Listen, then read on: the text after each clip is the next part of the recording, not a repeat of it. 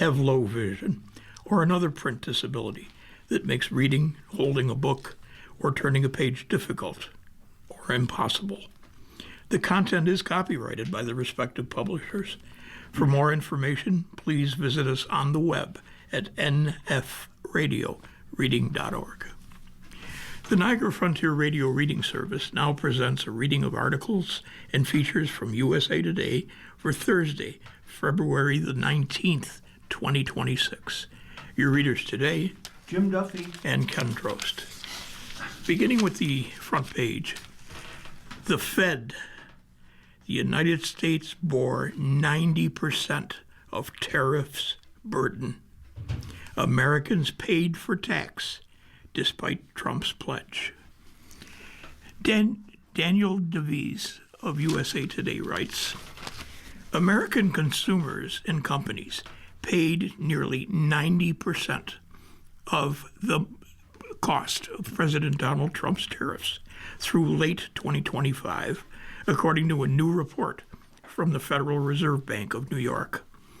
The study adds to a growing body of evidence indicating American families pay a price for Trump's import taxes, despite the president's assertion that the financial burden falls entirely on other countries. Trump's tariffs equated to a tax increase of $1,000 per household in 2025, according to a February 6th report from the Nonpartisan Tax Foundation. Households are expected to pay an additional $1,300 in 2026. The tariffs are the largest U.S. tax increase since 1993, according to the Tax Foundation analysis. Tariffs are a tax, but on whom? On the campaign trail in September of 2024, promoting tariffs, Trump told supporters, it's not going to be a cost to you. It's going to be a cost to another country. Trump repeated the claim in a January 30th op-ed in the Wall Street Journal. He wrote, the data shows that the burden or incidence of the tariffs has fallen overwhelmingly on foreign producers and middlemen, including large corporations that are not from the United States. The New York Fed study, published February 12th, suggests otherwise. Through August of 2025, 94% of the import taxes fell on American companies and consumers, according to the study. By November, the pass-through rate had dipped to 86%. In sum, U.S. firms and consumers continue to bear the bulk of the economic burden of the high tariffs imposed in 2025, according to the researchers. The study affirms what many economists had predicted, that Trump's tariffs would be mostly a tax on Americans. The study by the New York Fed confirms what most economists expected. United States consumers and businesses pay most of the costs from the Trump tariffs, according to Wayne Winnegarden, senior fellow in economics at the Pacific Research Institute, a free market think tank. The Wall Street Journal seized on the report in a February 13th editorial, opining, no matter how often President Trump insists his tariffs are taxing foreigners to enrich the U.S., economic studies keep showing Americans are actually paying the bill. Through late 2025, tariffs added about 0.7 percentage points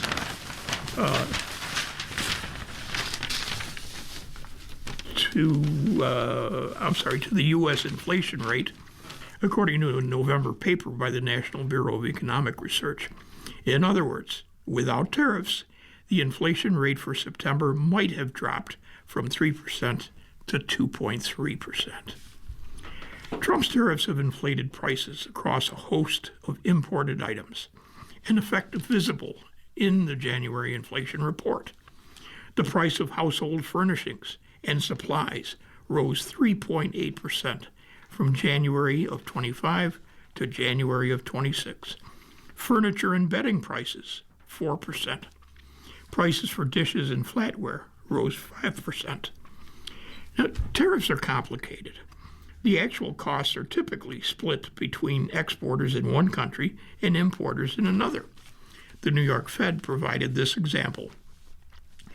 Imagine a foreign exporter charges $100 for a product, and the United States government imposes a 25% tariff. If the exporter does not lower the price, the importer pays a $25 tariff. Now that increases the total price to $125. That means 100% of the tax falls on the American consumers and companies. Now, in that same example, imagine the exporter responds to the tariff by lowering the price to $80. Now the importer pays a 25% tariff on that amount, now $20, and the total import price remains $100. The exporter effectively absorbs all of the tax. Now, as it turns out, most exporters didn't lower prices much in response to Trump's tariffs. A 94% pass-through rate means that typical foreign exporter responded to a 10% tariff by reducing prices 0.6%, basically 6 cents for every $10. Now, as exporters and importers absorbed the impact of Trump's tariffs, their impact softened at every step. Some exporters trimmed prices. American companies found cheaper products from other countries or absorbed part of the tariff themselves.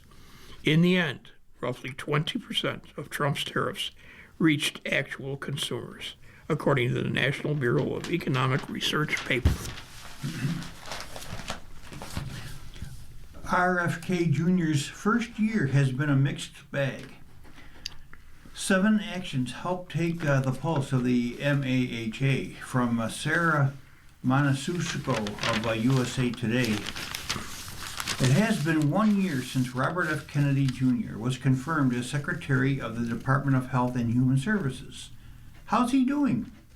Depends on who you ask. On the HHS website, a page dedicated to highlighting year 1 of Kennedy's Make America Healthy Again mission, or MAHA, M-A-H-A, states the administration has built a healthier, stronger America. Under Kennedy's leadership, the department is taking bold, decisive action to reform America's food, health, and scientific systems to identify the root causes of the chronic disease epidemic and make America healthy again, a message reads. Brad Woodhouse, president of the social welfare nonprofit Protect Our Care, disagrees. In 1 year, RFK Jr. has made America sicker, he said at a news conference on February the 10th. He lets measles get a foothold in the U.S. again. He continues to undermine the efficacy of the measles vaccine. He's undermined public trust in vaccines. He's promoted dangerous conspiracy theories, Woodhouse said. He's installed quacks in key position to wreak havoc on our nation's public health infrastructure. Over the past year, Kennedy has gained a loyal following of outspoken fans and simultaneously made moves that have enraged his equally vocal opponents. So perhaps the best way to evaluate his success is to look at what he has done. Here are 7 major moments from RFK Jr.'s first year as HHS Secretary, in no particular order. Messaging on measles. In an interview in April of 2025, Kennedy said he encouraged people to get vaccinated against measles after an outbreak killed multiple people in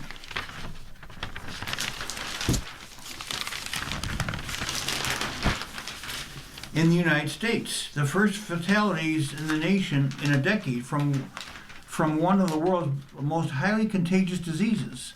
As of February 2026, measles outbreaks have gotten worse, as hundreds of cases have been reported across the country. We encourage people to get the measles vaccine, Kennedy told CBS News in April. He also repeated the endorsement on the social media platform X, posting, "The most effective way to prevent the spread of measles is the MMR vaccine." That post was met with backlash from anti-vaxxers. But infectious disease clinician scientist Dr. Neil Stone welcomed Kennedy's comments. "Words I never thought I would hear Robert F. Kennedy Jr. say," he wrote. "He's absolutely 100% correct, and I'm relieved to hear him say it." Later that month, Kennedy changed his messaging, saying the measles shot is leaky because its effectiveness wanes over time, something medical experts dispute. Next, artificial food dyes.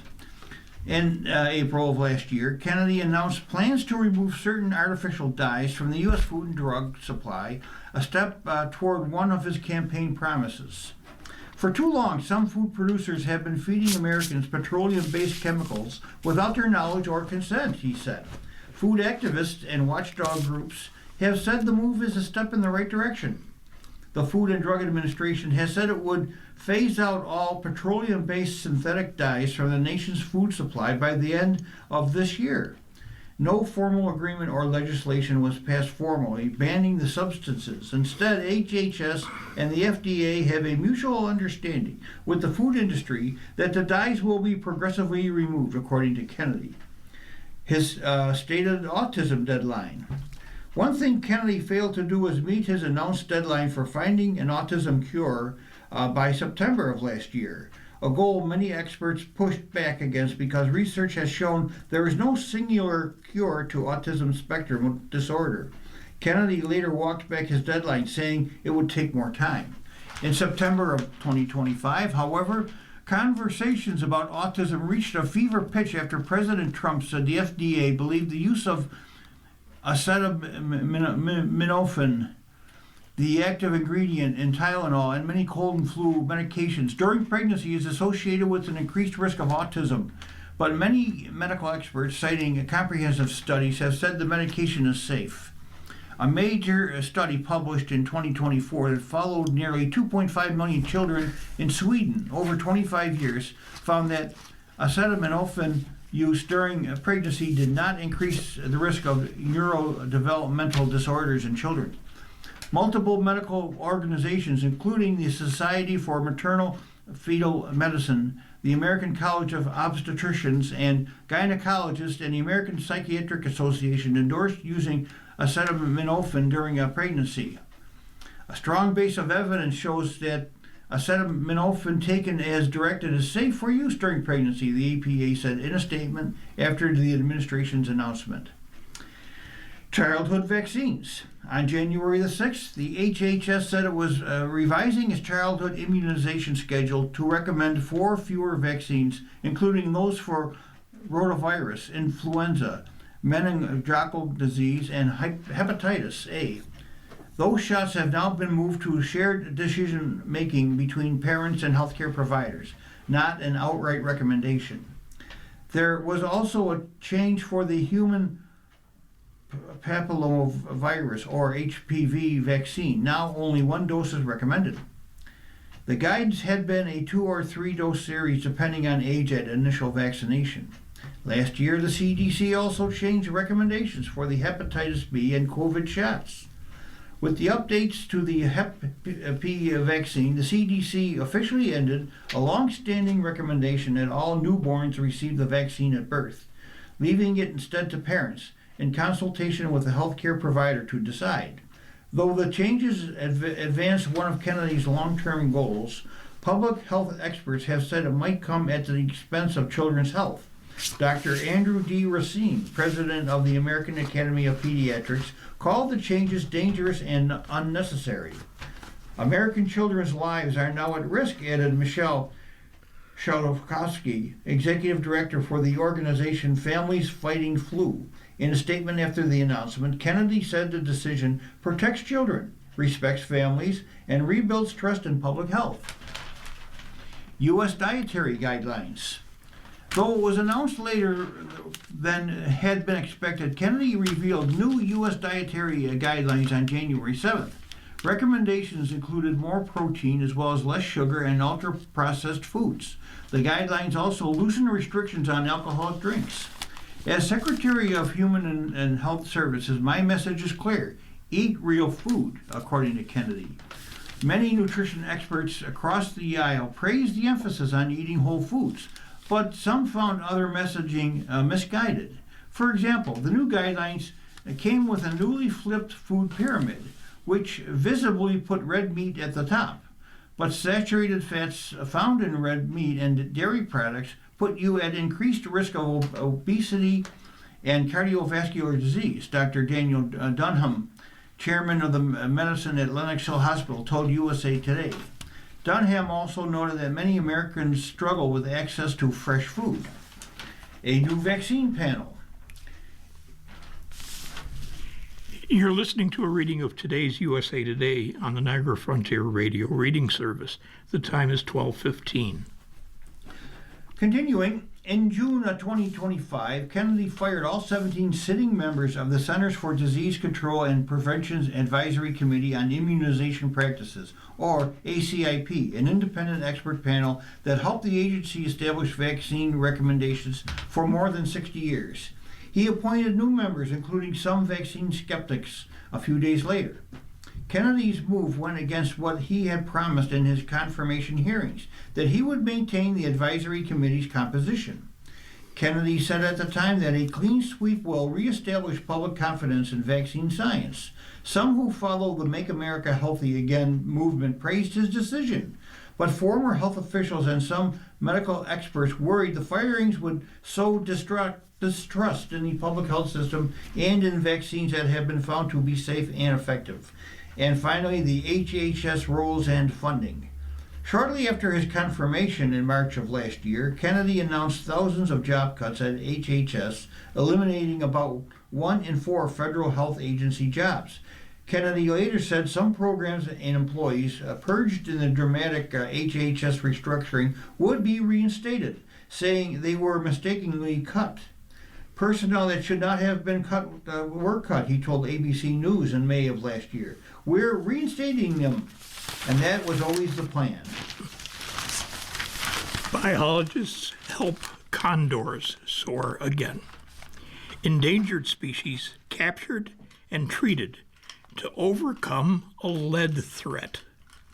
Brandon Loomis of the Arizona Republic writes, a 6-year-old California condor hopped from an open crate, trotted a half-dozen steps toward the cliff, spreading its two-tone wings in the winter sun before launching over the upper end of Grand Canyon.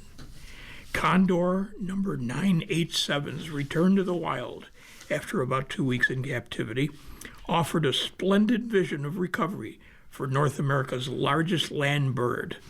But his swift glide up the side canyon along Badger Creek was made possible only by the abiding hand of humans.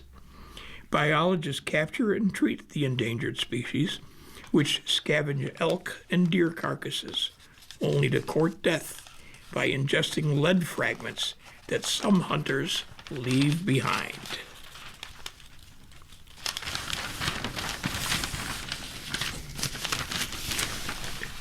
Biologists of decades past knew that lead was a problem the reintroduced condors could face back in the wild, but not with such devastating results. The severity became apparent when the condors started dropping dead several years after being released. Lead gets into the landscape primarily through fragments of ammunition. They are ingested when a condor tucks into a carcass or a gut pile left on the ground. Arizona game officials have offered free or discounted copper-based bullets for hunters who are stalking prey on the Kaibab Peninsula. The Kaibab Plateau, where the birds spend part of their year, and have asked those hunters still using lead to drop off animal remains at checkpoints for proper disposal. More than 8 in 10 hunters are obliging, according to the state, but that still leaves deadly levels of the toxin in condor range. Other states in the region are addressing the issue as well. California has banned lead ammunition for hunting, while Arizona and Utah have sought voluntary compliance. Conservation groups, including the Center for Biological Diversity, sued to force the United States Forest Service to restrict lead ammo from the Kaibab Plateau. But a federal court dismissed that case on an appeal in 2023. The Center for Biological Diversity continues to believe that Arizona should ban lead in Condor Range because even the small minority of hunters leaving lead fragments continues to stress the population. Lead ammunition is the single biggest obstacle to the recovery of the California condor. This from the Center's Environmental Health Legal Director, Jonathan Evans. Just one lead bullet in one kebab mule deer carcass can poison multiple condors. Phasing out lead ammunition and requiring non-lead substitutes can stop the often slow, painful poisoning deaths of these iconic birds. Voluntary efforts help, but they're not enough. If we're serious about fully recovering the California condor, we must entirely phase out lead bullets. Spent lead ammo also harms dozens of other species, including bald and golden eagles, he said, and it poses a risk to families of hunters who consume the game meat. Regardless, the Peregrine Fund prefers the voluntary approach, not least because many hunters in the region feel that their gun rights and hunting privileges are under attack. Several field biologists for the Peregrine Fund live in cabins in Marble Canyon. Now that's beneath the Vermilion Cliffs National Monument. They lay out donated stillborn dairy calves at a clifftop pen that's about a 90-minute drive on mostly bumpy two-tracks to tempt condors to come in for easy and clean meals in the months following the fall hunt. The attraction makes it easy to trap and test the birds by closing the gate so staff can net and hold each individual for a blood draw. If a bird's lead level is too high, the team transports it back to their treatment building on the valley floor, where they inject the bird twice daily for 5 days with a compound that binds to the lead and helps remove it from circulation. Now, Houck's team traps around 85% of the 96-member southwestern flock every year, he said, and at least one-third typically need treatment. Half my job is babysitting, biologist Brianna Bode said after removing a picked-over carcass from the pen at the Marble Canyon Field Hospital. The other half is dragging around dead things. They frequently have to wash regurgitated food, gurge as they call it, from their arms after cradling a condor's body in one arm and holding its mouth shut with the other during blood draws and injections.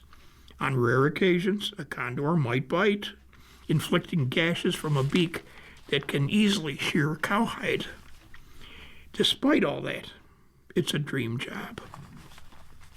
I love condors, field biologist Kirsten Fuller said. I love getting to work with such a critically endangered species. She spent 6 years tracking them for Grand Canyon National Park before joining the Peregrine Fund team in 2025. The change allows her to have a hands-on role in keeping the birds alive and thriving, rather than just monitoring them. They're very entertaining to watch, Fuller said. Really curious. So different from some of the other species. Now, crew members discern individual personalities, they actually say, holding one condor's beak firmly so colleague Emma Haydenberg could draw his blood. Fuller noted that he was a known finger hazard. Some birds don't try to bite, she said. He tries to bite. He's got ill intent, Haydenberg agreed. Another gave grandpa vibes, while a third, in her 20s, the oldest lady in the Southwest population and a frequent visitor to the trap site to gather meat for her offspring, was a sweetie. The Peregrine Fund spends about $1 million a year to manage and treat the Southwest California condors, according to Houck. That includes captive breeding at its headquarters in Boise, Idaho, which augments the wild-hatched populations.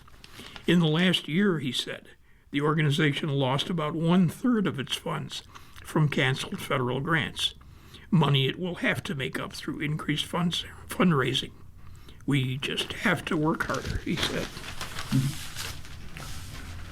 Homeland Security shutdown may linger.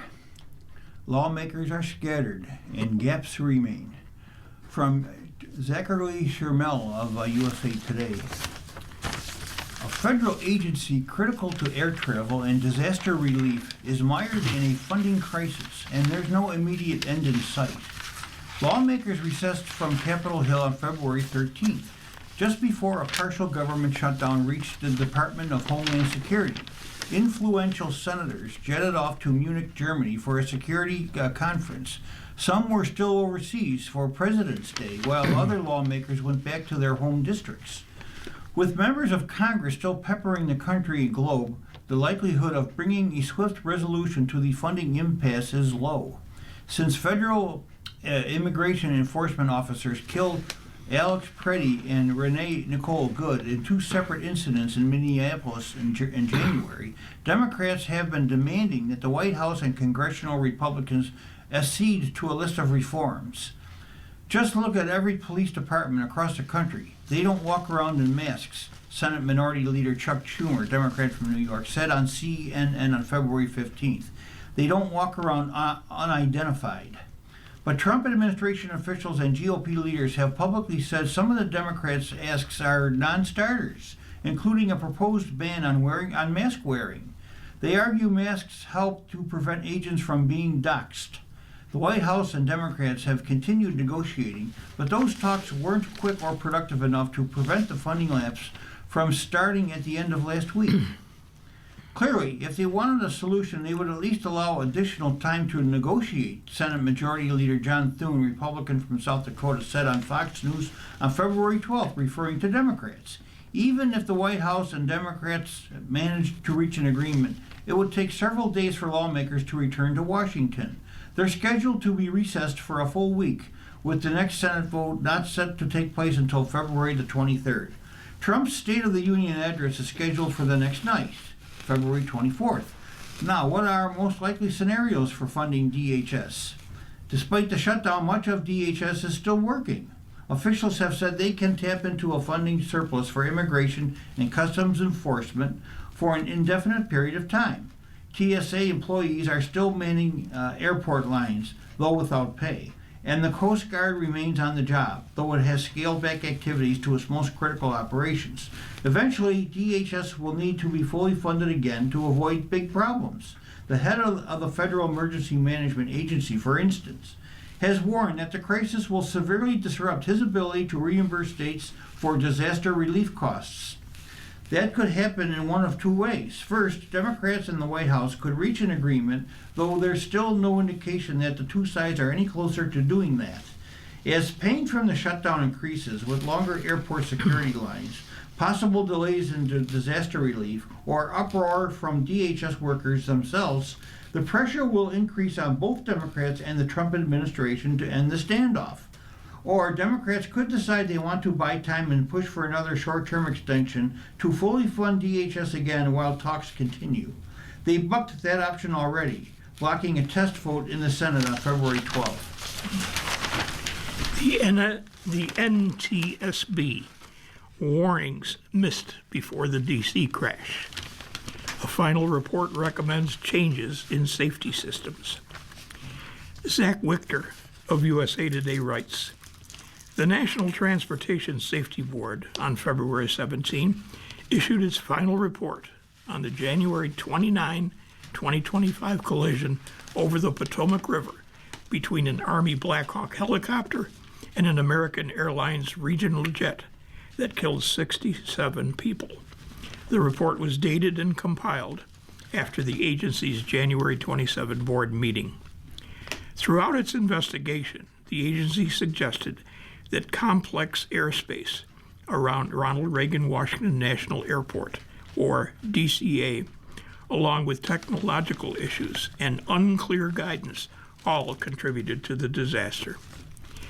The February 17 report confirms and expands on those findings and includes dozens of recommendations to various government agencies, including the Federal Aviation Administration, the U.S. Army, and the Department of Transportation. So here are the three key takeaways from this report. Number one, the helicopter route design was a key factor. According to the NTSB, One of the main factors that contributed to the crash was the conflicting routes assigned to helicopters traveling over the Potomac and the approach path for one of DCA's runways.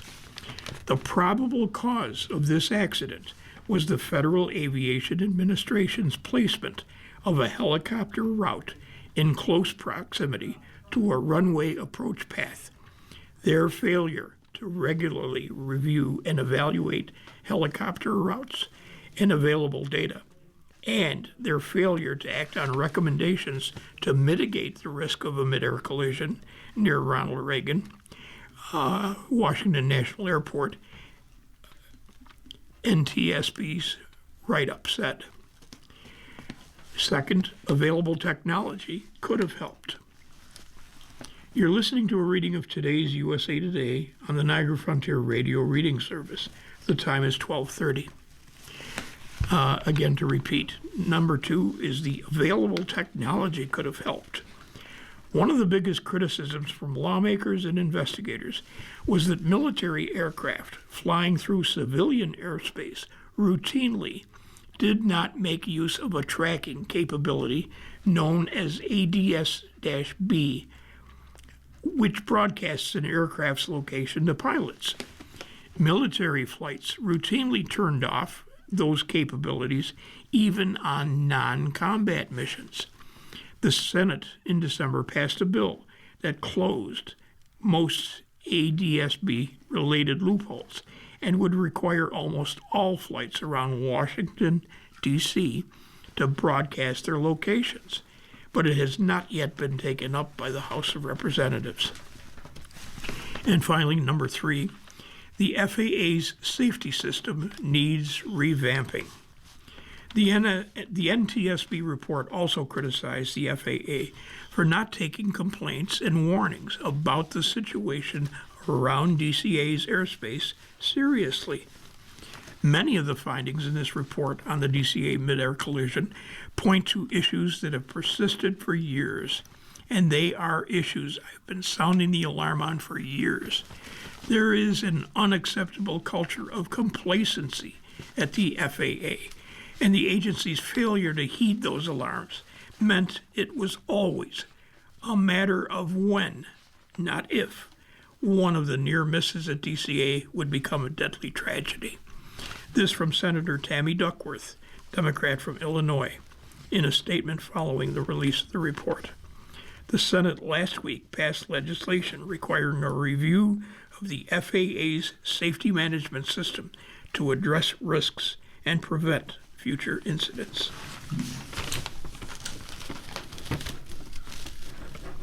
Kilmar Abrigo Garcia cannot be re-detained, judge rules. From Eduardo Cuvas of USA Today. The Trump administration can't re-detain Salvadoran immigrant Kilmar Abrigo Garcia, as officials have threatened deporting him to Africa, a federal judge ruled on February the 17th. In an order, federal judge Paula Nexus of Maryland said the government made one empty threat after another to remove him to countries in Africa with no real chance of success. And Nexus ruled officials cannot take Abrigo Garcia, whose deportation to El Salvador against a judicial order last year became a lightning rod for critics of Trump's deportation agenda, back into U.S. Immigration and Customs Enforcement custody. From this, the court easily concludes that there is no good reason to believe removal is likely in the reasonably foreseeable future, Nexus wrote. In 2025, Abrigo Garcia, a Maryland father, found himself at the center of President Trump's immigration and enforcement efforts to remove migrants to a Salvadorian mega prison. In March, the administration mistakenly deported him to El Salvador's terrorist confinement center, despite a 2019 order preventing his removal. After court orders, the Trump administration returned him to the United States, only to try to deport him to several African countries. Nexus on December the 11th ordered that Abrigo Garcia released from immigration detention. In her February 17th order, Nexus, who was nominated to the bench by former President Barack Obama, said a 90-day detention period to remove Abrigo Garcia had expired, warranting his continued freedom. Meanwhile, officials have said they'd deport him to one of several countries, including Liberia, Uganda, Eswatini, and Ghana. But Annexus said officials haven't secured a document to deport him to a third country. It wasn't immediately clear if federal officials planned to appeal. If this matter were actually about the law or due process, Kilmer Abrigo Garcia would already be deported and would never set foot in this country again. Tricia McLaughlin, Assistant Secretary at the Department of Homeland Security, said in a statement, adding, Judge Annexus will not be satisfied until he is authorized to live in the United States forever. Abrigo Garcia had indicated he would accept removal to Costa Rica, where officials said they'd accept him as a refugee. But Annexus said administration officials ignored this. Simon Sandoval Maschenberg, Abrigo Garcia's lawyer, said the government has tried one trick after another to try to get him re-detained, and Annexus has patiently and methodically swatted all of them down. In her decision today, she recognized that if the government were truly trying to move Mr. Abrigo Garcia from the United States, they would have sent him to Costa Rica long before today, Sandoval Maschenberg said in an email, adding he hoped the government didn't appeal the order and instead agreed to work out details of a removal plan to Costa Rica. Abrigo Garcia faces an ongoing criminal case related to a 2022 traffic stop in Tennessee. Federal prosecutors filed human smuggling charges after his return from El Salvador in 2025. He has pleaded not guilty. Crews continue to search for 9 missing skiers following an avalanche. The group vanished in California's Sierra Nevada range. This is a jointly written article. Janine Santucci, Shobin McAndrew, Jaden Young, and Jason Hidalgo. Search and rescue crews entered their second day of looking for a group of 9 backcountry skiers lost in an avalanche in California's Sierra Nevada mountain range.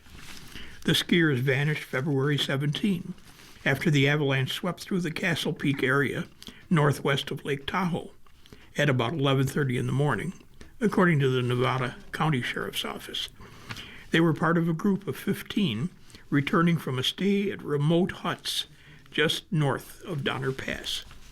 6 members of the group survived and were rescued after crews battled harsh weather conditions for hours to get to them that evening. 2 were taken to the hospital with injuries, the sheriff's office said. 10 people had been believed missing, but authorities later updated that number to 9. The avalanche came as a powerful winter storm battered the region with heavy snow and high winds, the strongest winter storm of the year for the Lake Tahoe area. Interstate 80 was closed over the Donner Pass, and up to 30 inches of snow was reported, according to the Reno Gazette-Journal. We are actively coordinating additional resources statewide to support avalanche search and rescue efforts to locate missing skiers near Castle Peak, the California Office of Emergency Services said. Truckee-based company Blackbird Mountain Guides said the group of skiers included 4 guides and clients who were on a 3-day trip to Frog Lake huts near Castle Peak. The group was in the process of returning to the trailhead at the conclusion of a 3-day trip when the incident occurred. The Frog Lake huts are remote structures in an area known to be prone to avalanches and challenging to reach in winter because of the rough conditions. To reach them, visitors must ski, snowboard, or snowshoe for miles. All routes to the hut during winter have some degree of avalanche hazard, according to the Truckee-Donner Land Trust. Castle Peak, which rises more than 9,000 feet, is in California's Sierra Nevada range near Donner Summit. It's a popular backcountry skiing destination. The Truckee-Donner Land Trust advises all visitors to the Frog Lake huts to carry a beacon, probe, and shovel in the winter just in case of an avalanche. The risk is still high. And on February 18th, remained high on February 18, and an avalanche warning was in place in the Lake Tahoe area through at least February 19, according to the U.S. Forest Service. Rapidly accumulating snowfall, weak layers in the existing snowpack, gale force winds that blow and drift snow have created dangerous avalanche conditions in the mountains, according to the center. Natural avalanches are likely, and human-triggered avalanches large enough to bury or injure people are very likely. The center said the avalanche happened at about 8,200 feet in the Castle Peak area. It was rated D2.5, indicating large to very large slide, capable of burying or seriously injuring people. Turning to the money section of USA Today, BETR, or the break-even tax rate, is a better way to find if our IRA conversion is good. Roth conversions rose in recent years, Fidelity said. This article is authored by Medora Lee of USA Today. Roth conversions to secure tax-free withdrawals during retirement are gaining popularity as Gen X gets closer to retirement, but financial advisors warn that the decision to convert should be carefully considered. Roth conversions are asset transfers from a pre-tax retirement account, such as the traditional IRA or 401k, into a Roth IRA. People pay income tax on the converted amount in the year of the transfer, but the money grows tax-free and withdrawals during retirement are tax-free. Roth accounts also are not subject during retirement to required minimum distributions and are not taxable to heirs. Since income taxes can be a retiree's largest expense according to the Financial Industry Regulatory Authority, or FINRA, F-I-N-R-A, it's natural for people who have the bulk of their retirement savings in traditional 401k and IRA accounts to consider converting to Roth accounts. Roth IRAs didn't exist until 1997, a decade or more after Gen X, those born between 1965 and 1980, started working, making it likely that most Gen X savings are in traditional accounts. Conversions during the second quarter of 2024 rose 46% across all ages from the previous year, according to data from investment firm Fidelity. But because of the nuance around each person's situation, you really need to do a full analysis and get the full picture to determine if a Roth conversion is appropriate, said Chris Burkholz, investment advisor and president of Axis Financial. If you have two people with identical situations, except one variable, it could make a conversion sensible for one and not the other. Can math determine if you should do a Roth conversion? Typically, people compare their current and expected future marginal tax rates. The rule of thumb has been that higher future tax rates make a conversion more desirable, while lower ones make it less so, investment management firm Vanguard said in a report. Financial advisors say that's a good start, but Vanguard says the simple rule misses situations in which a Roth conversion can be beneficial even if your expected future tax rate falls. Instead, Vanguard promotes the BETR, or break-even tax rate.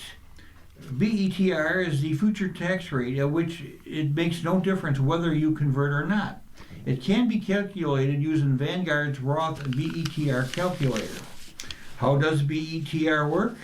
A person's future expected marginal tax rate is compared with BETR to determine whether a Roth conversion would be beneficial. In a sense, the decision hinges upon a single figure, Vanguard said. Here's how it works, according to Vanguard. If the future tax rate is at BETR conversion, would not make a difference. If it is below BETR conversion, it would make the investor worse off. If it's above a BETR conversion is the better option. Now, an example. A person in a 35% marginal tax bracket with $100,000 in a traditional IRA expects a lower 24% rate in retirement. The IRA is expected to triple to $300,000 over 20 years. Based only on tax rates, the person would skip a conversion on the expectation of paying a lower tax on withdrawals later. Using BETR shows a different story.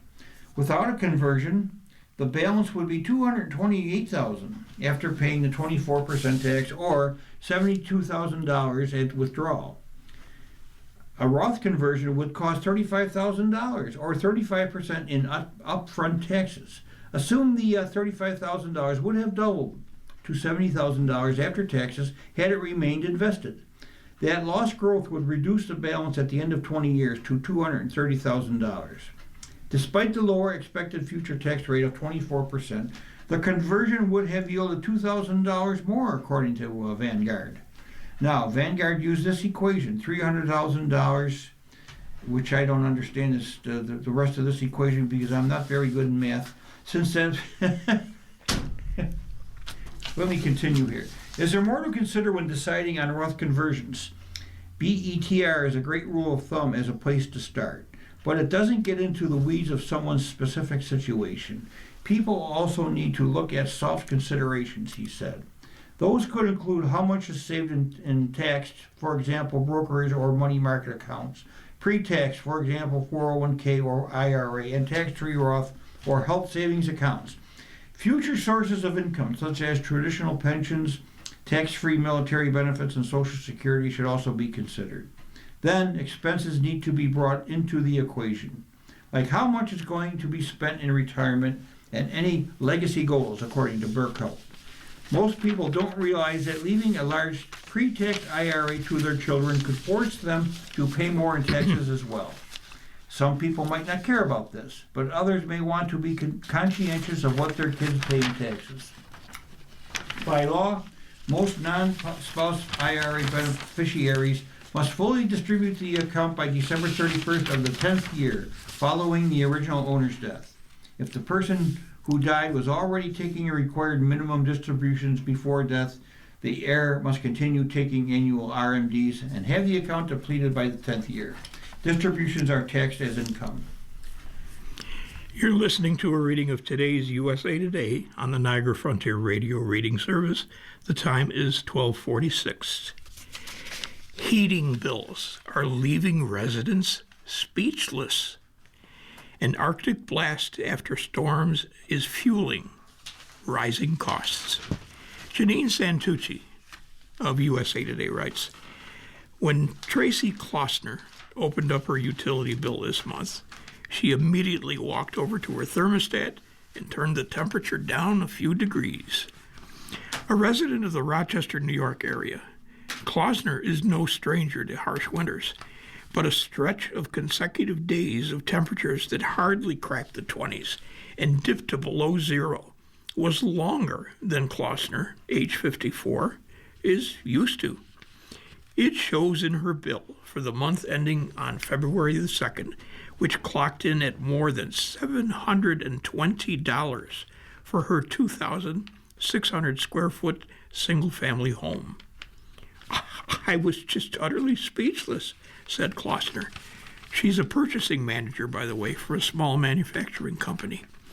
As millions of Americans reel from what forecasters said was the coldest invasion of Arctic air of the winter season, now comes the sticker shock of utility bills after heat ran nearly nonstop to combat the freeze. Although experts say the causes of those big bills are often more complex than just cold weather. Now, multiple rounds of frigid air spread throughout much of the eastern half of the country in recent weeks. A fierce and deadly winter storm brought snow, ice, and cold the weekend of January 24 across the Midwest, Southeast, Mid-Atlantic, and Northeast. Then, the weekend of February 7th, the coldest winter blast yet plunged temperatures in the Northeast to the single digits, or below zero, with wind chills recorded as low as minus 30 degrees because of extreme gusts. The prolonged below freezing temperatures prevented the snowpack from melting, which reflected sunlight and limited natural warming. Now that kept the air colder and the energy demand higher, according to AccuWeather. Furnaces and heat pumps have been running nearly nonstop to keep homes, apartments, and businesses warm amid this bitter cold. This relentless cold has compounded the affordability challenges many people have been struggling with this winter.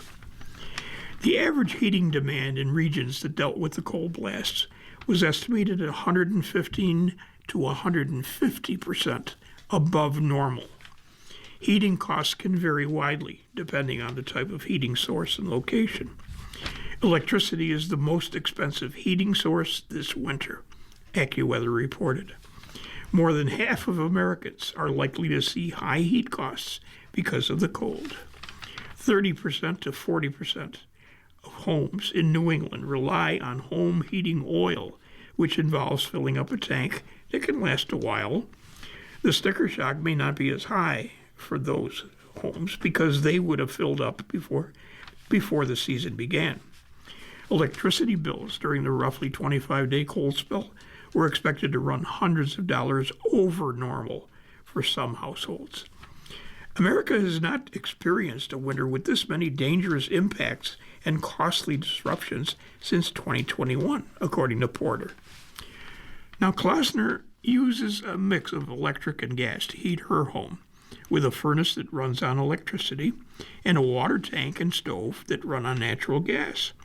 Her $724.28 bill in February was for both, billed by the same utility company, and it's about $100 more than her bill from the same time last year, and up over $300 from her billing in 2023. Klossner usually keeps her thermostat set to 71, but after seeing her bill this month, she said she's trying out 68 degrees. There's nothing in my budget that accounts for a $750 electric bill, Klossner said, adding that she doesn't know how lower-income families could possibly afford bills like these. The extreme cold settled in as Americans in many parts of the country were already expecting to see higher utility costs, according to policy and advocacy groups. Household utility costs spiked 41% from 2020 to 2025. That's according to a September analysis by J.D. Power, based on prices for electricity, gas, and water in the second quarter of every year. For this winter, home heating costs are expected to jump by about 9.2%, according to policy organizations. On average, households are expected to spend $995 on heating this winter, an increase of $84 from last year.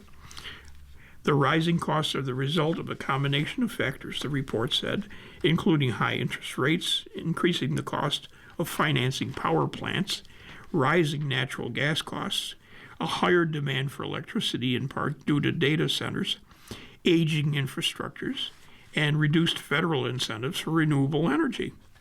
According to analysis by the group Powerlines, electric and gas utility companies requested nearly $31 billion in rate increases last year, more than double what they requested from the year before. Klossner said she's been seeing steady increases in her bills in recent years. She's perplexed by the costs, but feels that she has little recourse as a homeowner and no control over the rising prices, and is dependent on her utilities. The feeling of helplessness and anger are the two things that I'm being left with. Homeowners often overlook these post-winter storm tests. From Maddie McGay of the NorthJersey.com and the USA Today Network. Snow and ice might offer some beautiful sights, but they also come with a number of challenges for homeowners. And regardless of how long you've been one, it can be tough to remember all of the post-winter storm maintenance that you have to do. From scraping snow off of your home's roof to melting that stubborn layer of ice on your sidewalk, cleaning up your property after a storm will ensure it's safe and risk-free. Here are 3 things that are commonly overlooked after a snowstorm and how to handle them. Should I remove the snow from my home's roof? We've always been told to remove all the snow from the roof of our car, but are we supposed to remove the snow from the roof of our house? It's not always necessary, as the amount of snow on your roof can safely support depends on the type of roof you have, its age, and its condition. But as a general rule of thumb, Travelers Insurance recommends that homeowners have the snow removed if it is heavy, wet, and more than a foot deep to prevent damage. You can attempt to remove the snow yourself by using a roof rake, a long-handled tool with a wide blade that allows you to stand on the ground and pull snow off of your roof. There are several variations of this tool, but it is recommended that you get one with a rounded edges, wheels, or bumpers to prevent damage to the shingles. If clearing the roof off yourself feels dangerous or you simply can't reach it even with a roof rake, you can also hire a professional to do it. Should I remove snow from trees and shrubs? While snow can be damaging to the trees and shrubs on your property, it isn't always necessary to remove it. If the snow is light and fluffy, you can gently brush it off with a broom, according to Aspen Arborist and Tree Services. But if the snow is heavy and wet, or if there's a layer of ice, it's best to leave your trees and shrubs alone. Heavy snow and ice can make tree branches brittle, says Davey Tree Expert Company said. So when you shake the weak limbs, you could actually break or snap the branches. And what to do if you shovel snow and there's ice underneath? If you don't put down enough salt or any at all before a winter storm, you may be stuck with a layer of ice after removing the snow from your walkways. One of the most effective ways to remove it is by using a de-icing product such as rock salt, calcium chloride pellets, or calcium magnesium acetate, according to Curdy's Landscaping. You can also try a do-it-yourself method by using a mixture of rubbing alcohol, dish soap, and warm water. For faster results, you can try to gently break up the ice using a sturdy shovel or an ice chopper as it begins to melt. Estee Lauder is suing Walmart over alleged fake beauty products. What products were allegedly sold? According to the lawsuit, the following counterfeit products were allegedly sold by Walmart on its website, walmart.com. Aveda hairbrushes, Clinique skin creams, La Mer lotion, La Mer moisturizers, Les Labo fragrances, Tom Ford fragrances.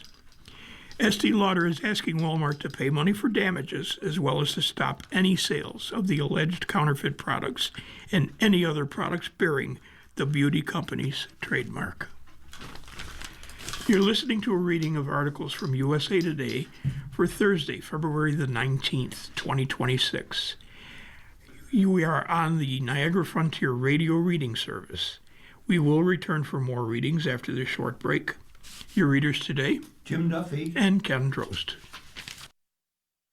If you're listening to this publication online, you're probably using our website, a podcast player like Spotify or iTunes, a streaming service like Siro, or a smart speaker. Did you know that we now have a dedicated app that can be downloaded to any mobile device, like a smartphone or tablet, for free? App users can conveniently access our live stream and any episode of our podcast easier than ever. To download the app, just type NFRRS in the search window in the Apple App Store or in the Google Play Store. Contact us anytime if you have any questions by calling 716-821-5555, extension 5. Thank you.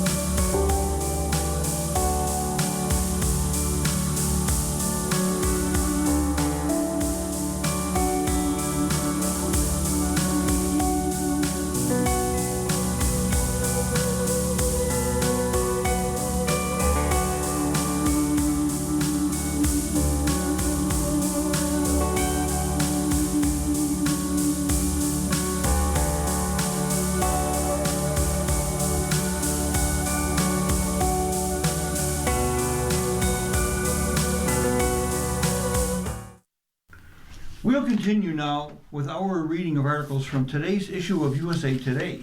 Your readers are Ken Drost. and Jim Duffy. And turning to our sports page, for LGBTQ Olympians, visibility matters.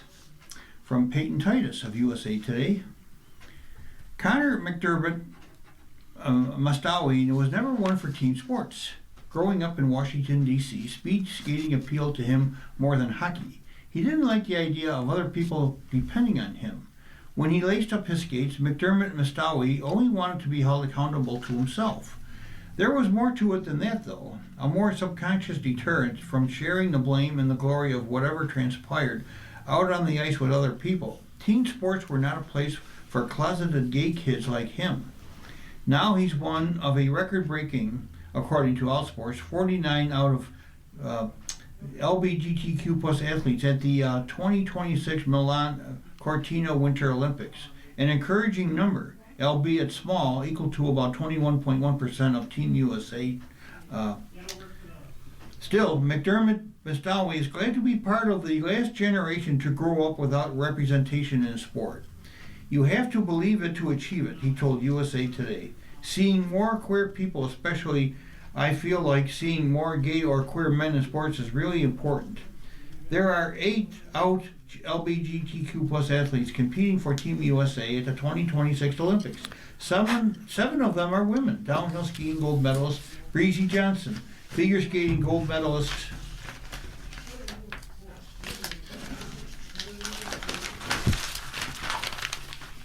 Amber Glenn, snowboarder Maddie Shafrick, speed skater Brittany Bowe, and hockey players Hillary Knight, Alex Carpenter, and Kayla Barnes. And then there's McDermott Mustawi. Johnson spoke with USA Today about her decision to come out publicly as bisexual in 2022. Growing up, she wanted to be a champion. More than I wanted my favorite color to be blue or what I wanted, pasta for dinner or whatever, Johnson said. I wanted to be good at skiing.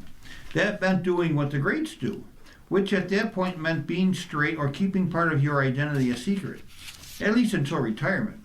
Before her boyfriend, Connor Watkins, proposed to her at the finish line after her Super G run in Cortina, Johnson referenced the lyric and singer Maddie Zom's song, "You Might Not Like Her, convinced you're not bi because you're way into guys." That really resonated with me as a concept, Johnson said. I was like, I don't have to deal with this other side. I'm really good at compartmentalizing and putting things in boxes, so I'll just do that. In seeing other athletes that were out, I was like, okay, maybe you don't have to let it get dusty before you can open it up. So that was my aim in coming out, and I hope that kids take that they can be any version of themselves, whether that's somebody who likes Legos or somebody who's openly gay. A big moment for McDermott Mustawi was when free skier Gus Kenworthy came out in an ESPN, the magazine cover story 11 years ago. Back then, it felt to McDermott Mustawi like athletes only came out after retirement or if they managed to be so exceptional that no one could hold their identity against them. He calls it a culture of fear of blowback within the sport, fear of the media's reaction, fear of sponsorships falling apart. But Kenworthy's story meant a lot to McDermott Mustawi, who had been skating for a few years at that point, nearing his move to long track at age 17. While he's sure people around him knew he was gay before he officially came out to them after Kenworthy's public declaration, he still felt the same pressures Johnson described. You can be yourself out in the open when you're done being an athlete. Now the contingent of openly queer athletes is big enough to be its own country, at 20th largest in 2026. As of the morning of February 17th in Italy, Team LGBTQ has 6 medals, with dozens of athletes still competing, which would tie South Korea for 12th among all nations. The gay dating app Grindr also announced it was enhancing its privacy features this month to protect LGBTQ plus athletes. Many athletes have spoken about feeling mixed emotions representing the USA at the Olympics. They've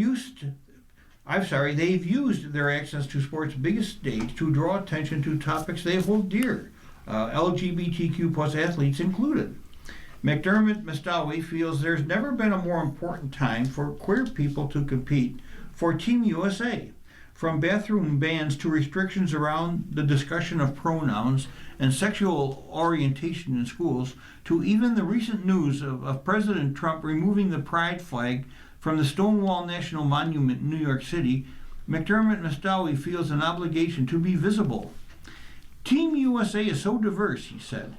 Team USA has so many queer people on it and other identifiers, and we're so good because of that. I think that's really important for people back home to see. But I also feel like on a global stage, it's really important to be competing right now and show the world that the U.S. or United States is not a monolith. Glenn, who is pansexual, made history as the first openly queer Olympic women's figure skater. She posted pictures of her and teammate Alyssa Liu with their team skate gold medals on TikTok with the caption, "They hate to see two woke bitches winning." If woke means people who use their platforms to advocate for marginalized communities in the country that they are actively representing, Glenn continued, then yeah, sure. To those who respond to athletes' criticisms of home with "shut up and skate," McDermott Mostawi says the Olympics have always been political. Take the USA's boycott of the 1980 Summer Olympics in Moscow, or Adolf Hitler's use of the 1936 Berlin Games as pro-Nazi propaganda. If world leaders can use this Olympics to further their diplomatic interest, why can't athletes? We're not here just as entertainment for you, McDermott Mostawi said. If you want to enjoy us on the field of play, you also need to sit back and listen. Shiffrin Golden, again at Olympics. Nancy Armour, regular columnist for USA Today, writes, "Take that, haters. Mikaela Shiffrin's Olympic drought is over." Shiffrin won gold at the slalom on February 18, her first medal since winning a silver in the combined at the 2018 Olympics in Pyeongchang.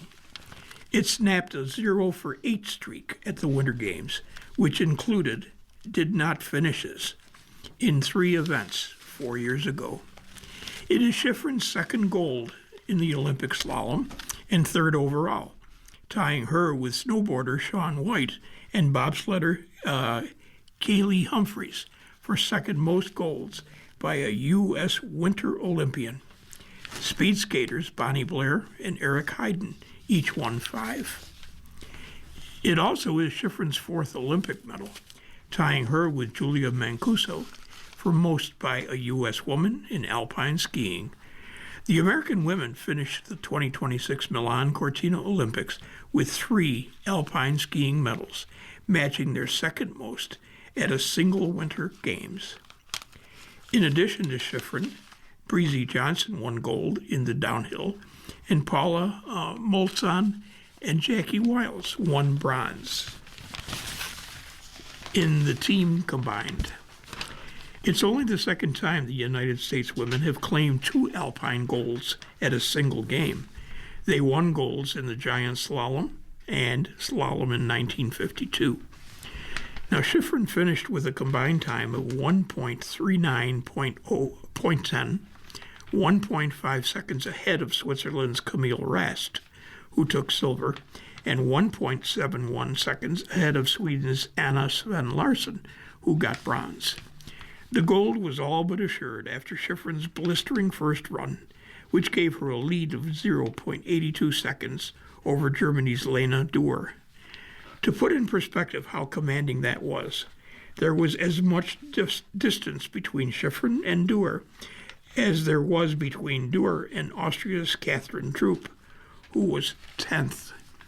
This is the kind of dominance Shiffrin has shown week after week on the World Cup circuit, where she has won 7 of the first 8 slaloms and been second in the other. She's been so in command, she wrapped up her 9th season slalom title before the Olympics.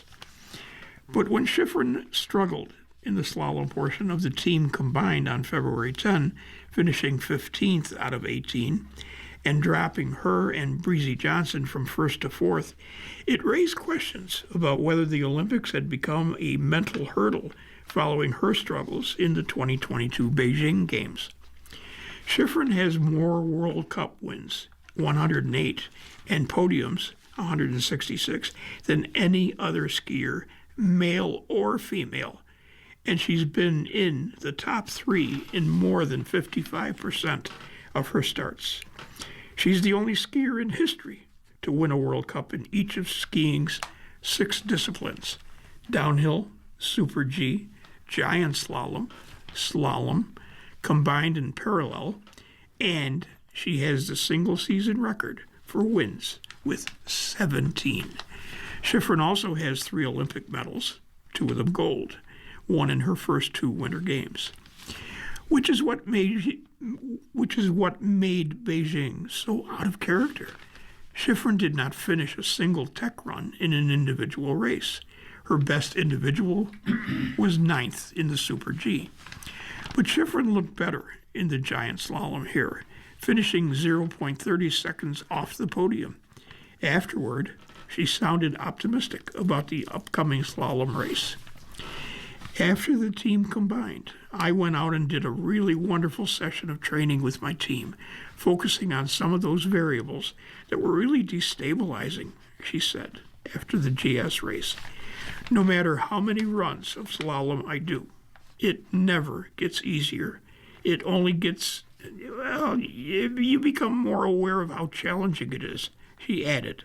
But it felt really good. It was great to practice and sort of take control of that. Now that carried over to race day. When Schifrin is on, she skis with a deceptive effortlessness. While other skiers seem to lunge from gate to gate, she flows. It's not until you look at the splits or her final time that you realize how aggressively she's been skiing to produce that kind of speed. Now that was the case in the first run, when she came out blazing, never backed off.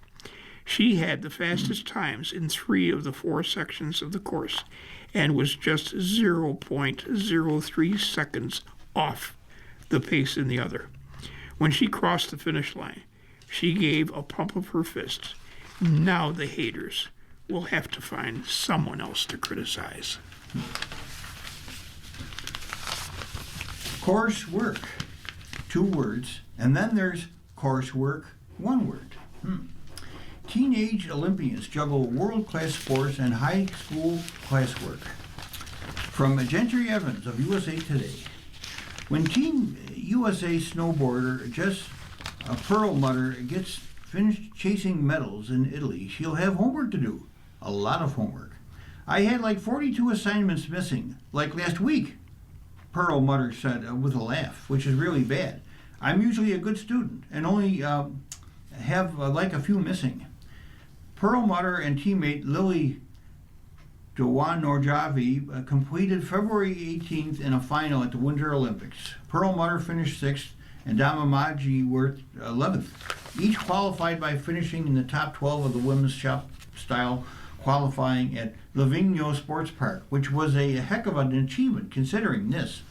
Both are only 16 years old.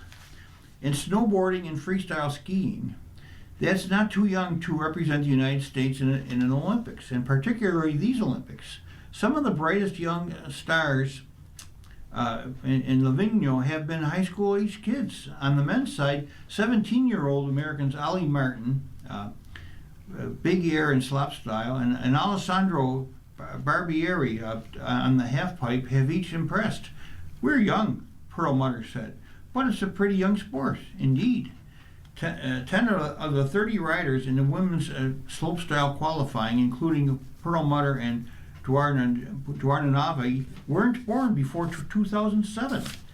Skye Remains, who competed for Belgium, will not turn 16 until October.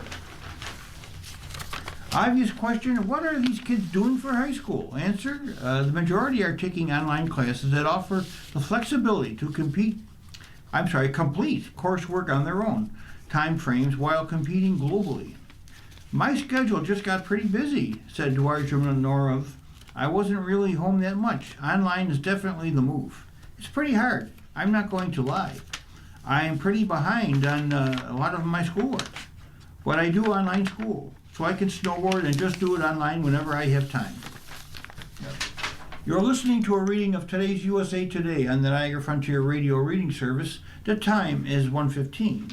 Continuing, freestyle skier Avery Crumey, 17, reached the finals of the slopestyle at the Olympics, finishing 11th.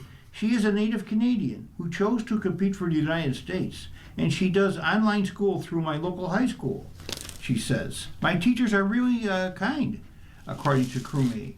They sort of let me go slow because they understand this takes up a lot of my time and effort, and just everything goes into my skiing and training for it. So they understand. I'll hopefully graduate this June.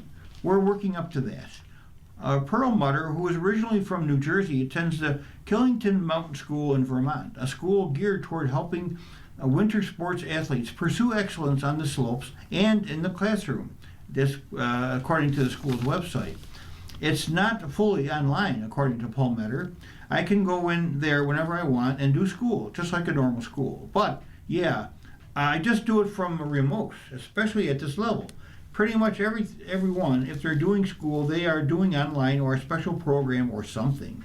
About those missing assignments? Honestly, she said, I'll just tell my teachers that I'm at the Olympics. That's better than my dog ate my homework. Yeah, I guess. Tiger Woods reveals the Masters still possible.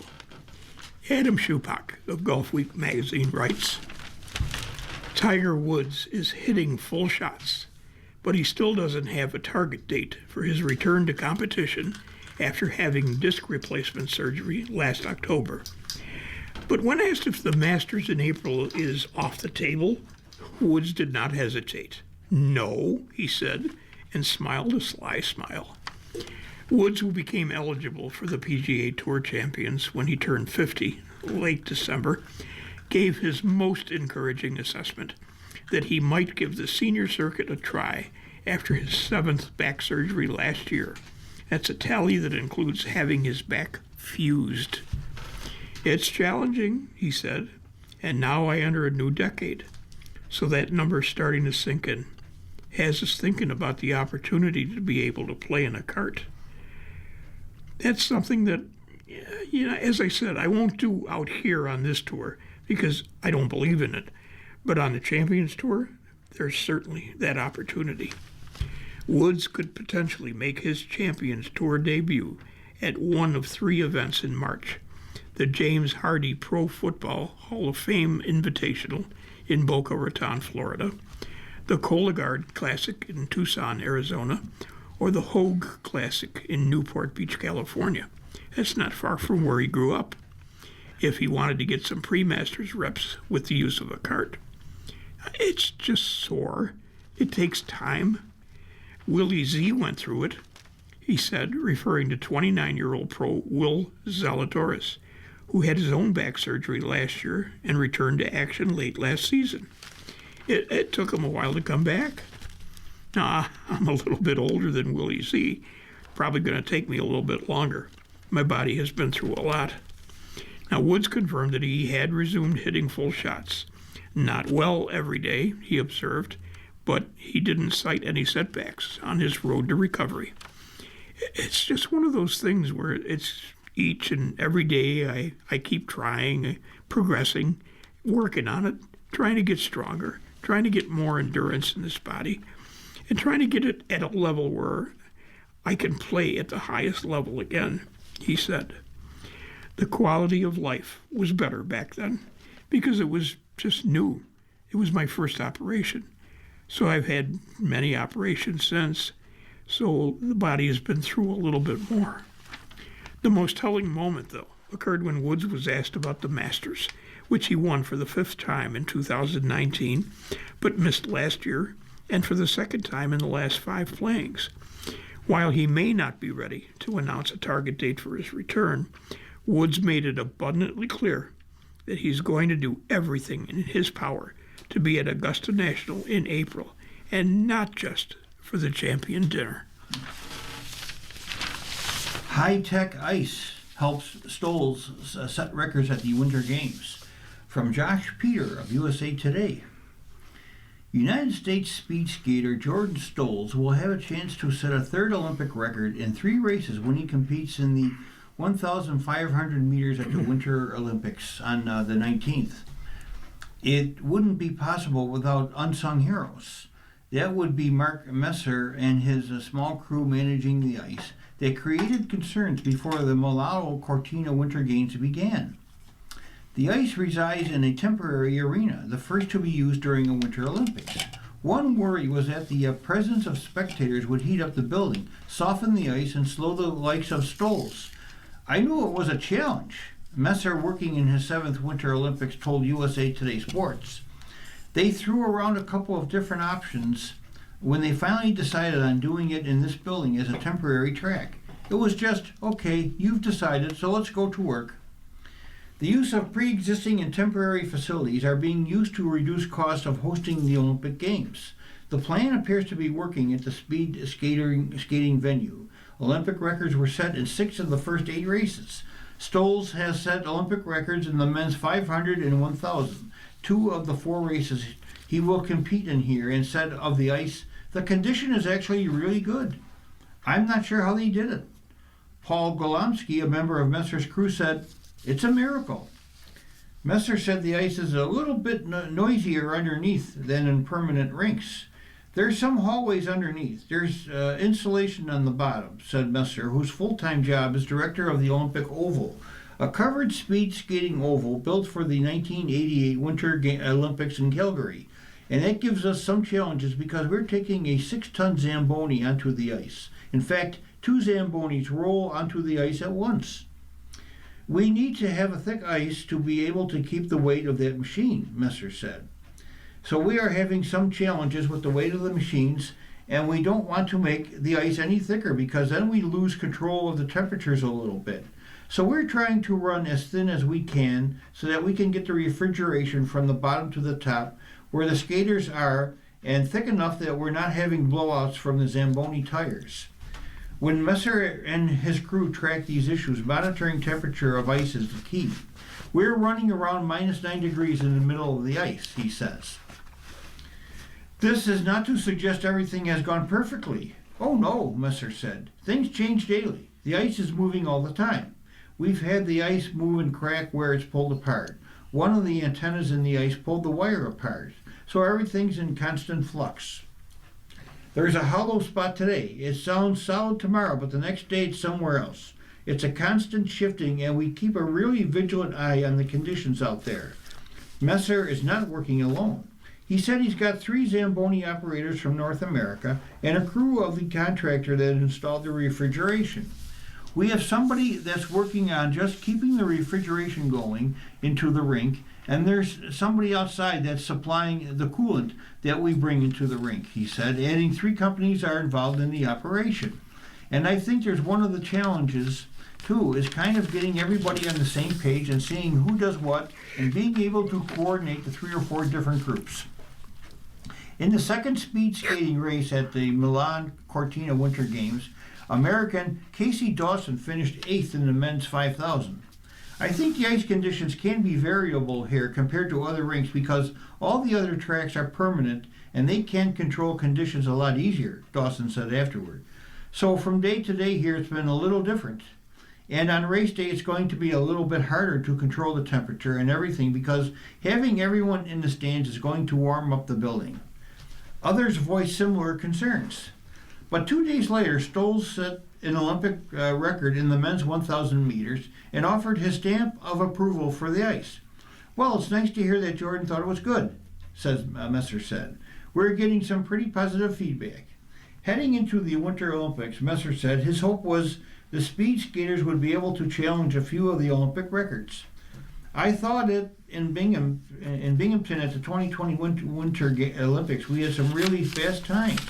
But seeing some of the spaces there between the Olympic record and the world records, I thought that we could maybe challenge some of the Olympic records. But this is exceeding our expectations for sure. The U.S. women's hockey next gen has arrived. Nancy Armour, again of USA Today, writes, players come, players go, and yet the result remains the same. U.S. women's hockey has won gold or silver at every world championship since they began in 1990. They have won gold or silver at all but one Winter Olympic Games since women's hockey made its debut in 1998. The list of players who've worn the U.S. jersey is a who's who of the game. Cami Granato, Angela Ruggiero, Jenny Potter, Julie Chu, Karen Bai Dietz, Natalie Darwitz, Hillary Knight, Kendall Coyne Schofield. You get the idea.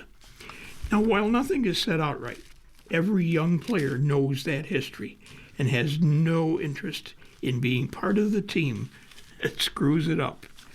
There's definitely some pressure, of course, because we care. We want to keep that standard alive and be playing great USA hockey.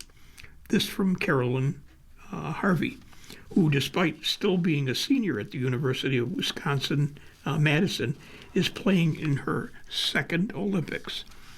But it's more enjoyable than anything because it's just so exciting, Harvey said. You're playing with the best of the best. Definitely nerves at times, but good nerves, and trying to channel that into good things. With Hillary Knight already saying these Olympics, her fifth, are her last, and Coyne Schofield, and 4 other players 30 or older, the Milan Cortina Games is something of a changing of the guard for the U.S. women. Of the 23-person team, 12 are newcomers. 4 made their Olympic debut in Beijing. 7 are still in college. 9, 23 or younger.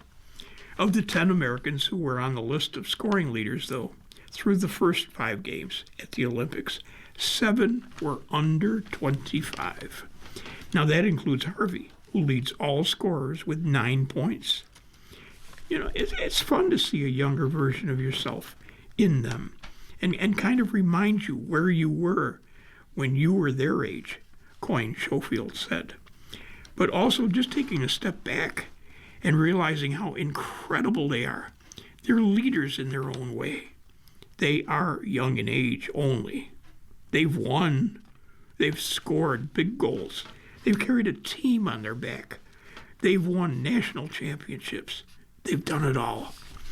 Whether it's the Olympic Games or not, they've pretty much done it all. The arrival of the next generation does not mean there won't still be room for the veterans in the next Olympic cycle, but there is a danger of sticking with what's worked and expecting that will continue for another 4 years. Cough, cough, Canada. By integrating the young Americans into the U.S. team, while players like Knight, Coyne Schofield, and Alex Carpenter are still around and in their prime, it assures the team of sustained success. When I first was a part of the national team, I was like, oh, well, this is cool. This is an honor to be amongst the best. But there's a lot more to it than that. It's how you represent yourself and how you represent your country on and off the ice, and how you carry yourself, what you're doing to better yourself and your teammates. This from Layla Edwards, who is an Olympic rookie, but is already poised to be one of the next generation's big stars. I just made sure to take in something every day, whether that was from my teammates, captains, coaches, Edwards added. I think that's what the U.S. is about. We're never content with where we're at. We're always waiting to get better. Well, that approach is working. The Americans beat arch rival Canada in overtime last April to win the title at the World Championships. Since then, the United States has outscored Canada by a whopping 29-7, including a 5-0 thrashing in the preliminary round in Milan. The Americans are 6-0, and their plus 30 goal differential is the best. It's incredible where they're going to take the sport, Knight said. They're already so good, and this is just scratching the surface of what their capabilities are. You're listening to a reading of today's USA Today on the Niagara Frontier Radio Reading Service. The time is 1:29. Blade angels fall to earth, but hope for Liu. From Christine Brennan, a columnist for USA Today. American hopes were sky high coming into the Olympic women's figure skating competition.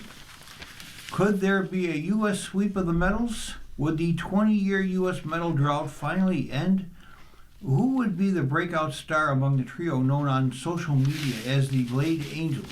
Amber Glenn, Alyssa Liu, and Isabeau Levito?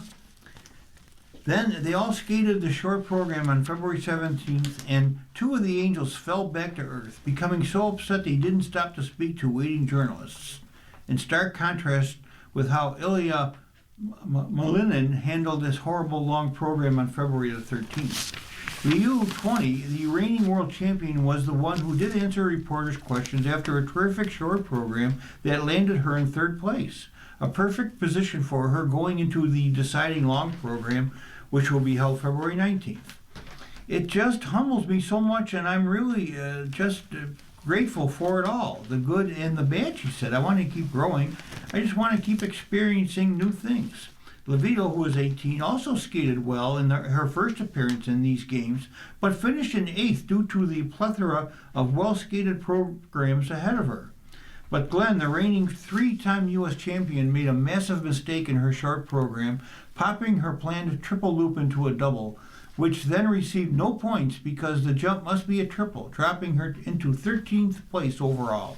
That happened after she landed the best triple axel of the evening, which made her error all the more devastating.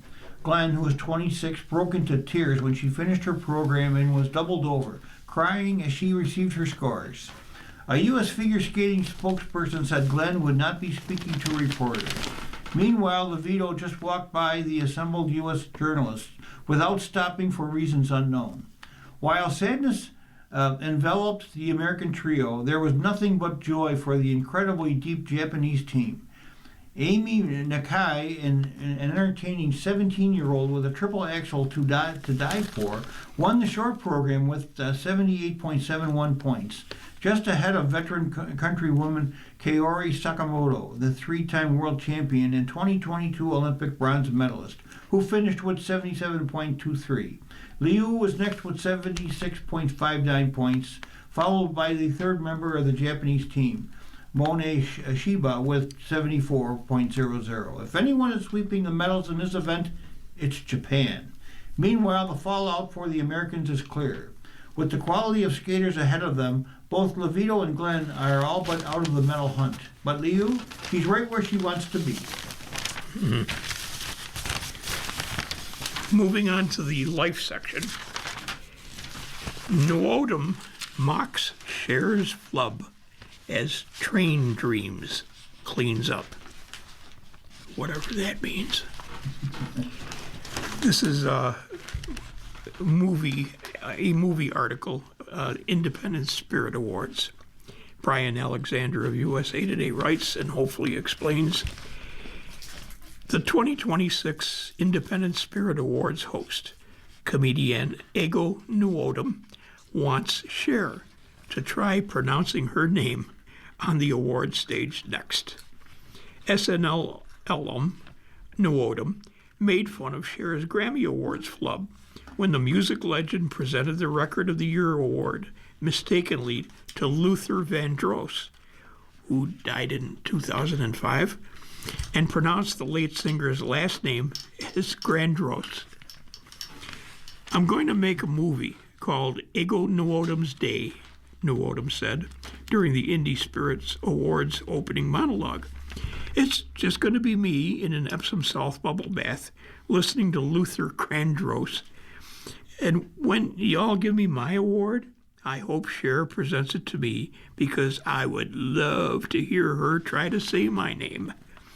Nuodum was the first-time host of the annual award show for independent films, streamed on YouTube 1 month before the 98th Academy Awards on March 15. The Indie Spirits Awards traditionally are held in a tent on the Santa Monica beach. However, because the 2028 Summer Olympics activities are being planned near the beach, The awards were moved to Hollywood Palladium for the first time in 32 years. In the spirit of independent filmmaking, we don't have a permit. So stay alert, act casual, move fast, New Odom told the audience, which included actors Keke Palmer, Jesse Plemons, Kirsten Dunst, and Tessa Thompson. It turns out that being indoors at the Palladium in Hollywood is just as expensive as being in a tent in Santa Monica. New Odom did get serious, thanking the filmmakers for working during incredibly heartbreaking times. It may feel impossible to see the light right now, but I'm deeply grateful to you, to all of you, for helping us understand who we are in the midst of chaos, New Odom said, and for reminding us of what we can achieve with just a little bit of empathy and bravery.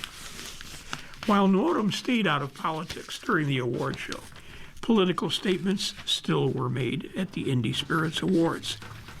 White Lotus star Natasha Rothwell went off script when presenting the Best Ensemble Award to criticize U.S. immigration and customs enforcement.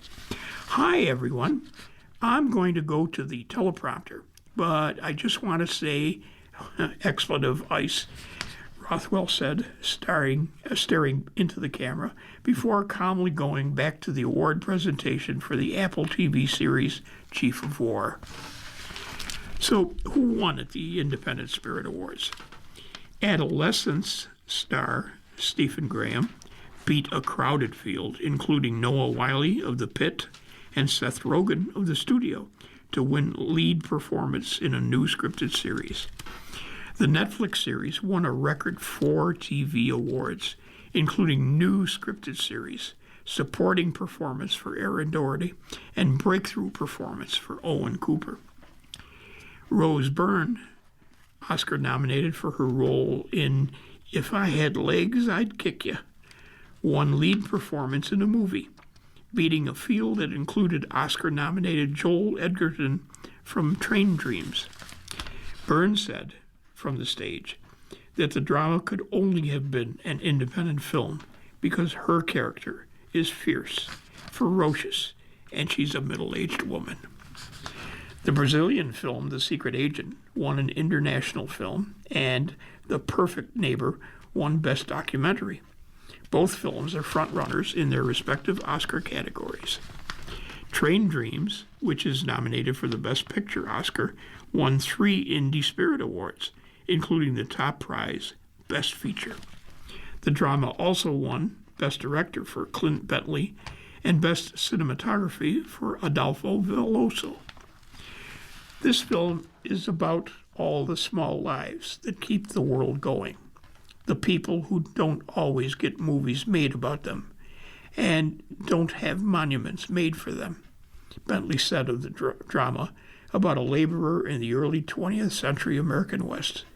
This is a celebration of that. This is a movie review. Glenn Powell takes aim at dark comedy in Killing, authored by Brian Truitt of USA Today. Glenn Powell tests the limits of his considerable charisma as a serial murderer in How to Make a Killing. It helps that the audience is rooting for this dude from the jump in a darkly comedic thriller that's a scrappier effort than The Running Man or Twisters.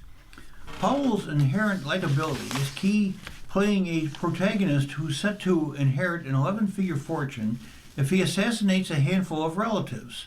Though the movie itself struggles to mix tones, Killing, with 2.5 stars, rated R in theaters February 20th, clumsily fits between wry humor and serious drama for much of their runtime before finally finding its satirical bite.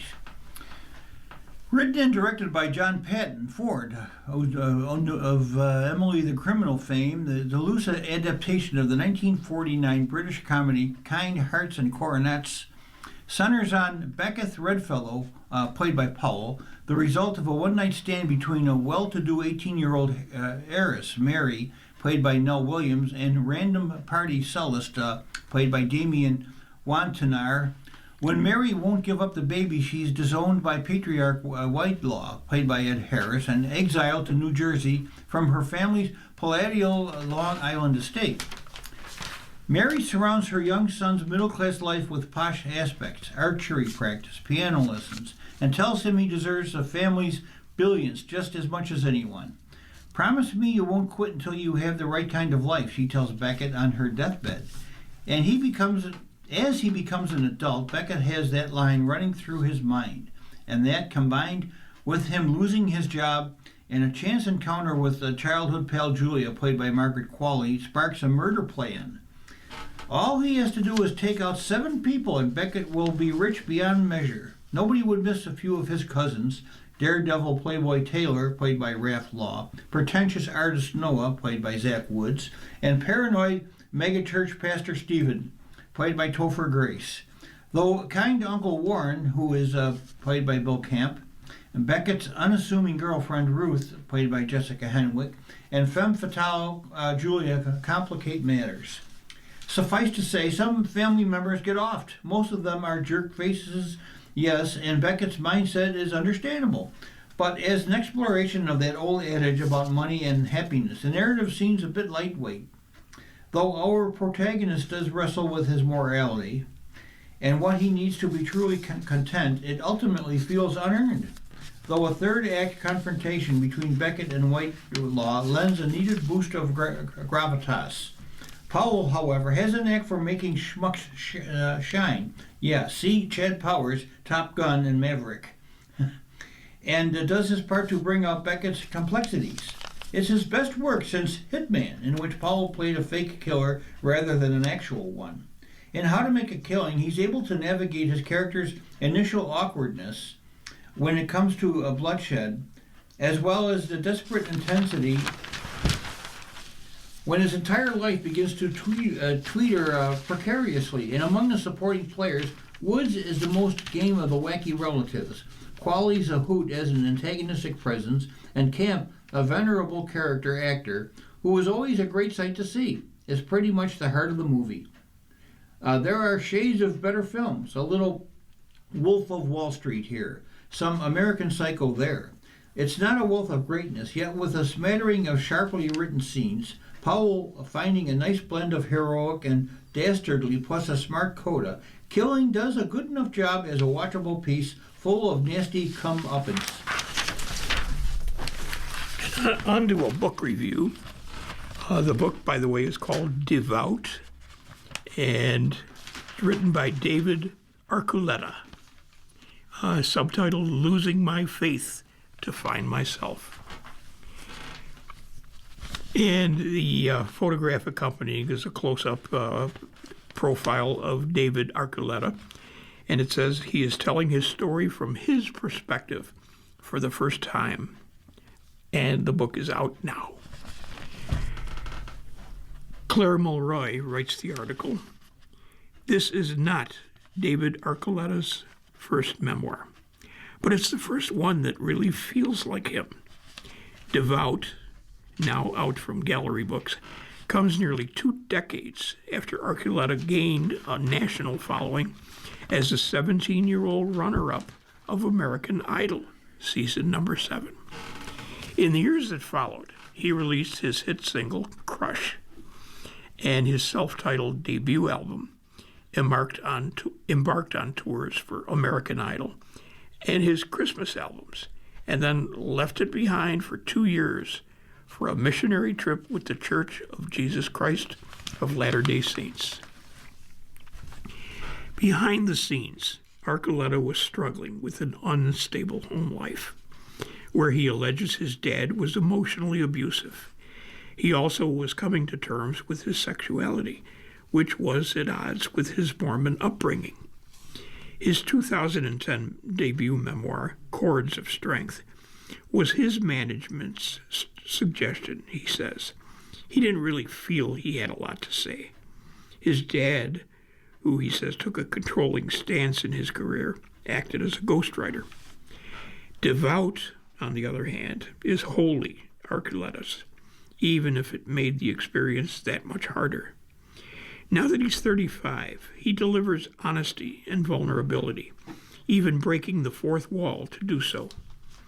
I've been crying while typing. The writing experience for this book can be very uncomfortable, he writes. It's interesting how that happens, Archuleta tells USA Today. You move on, you grow up, but when you suddenly revisit your past, you still remember it as the age, and you're not able to really distinguish or separate that you are in a different place. You've grown up. You see it differently.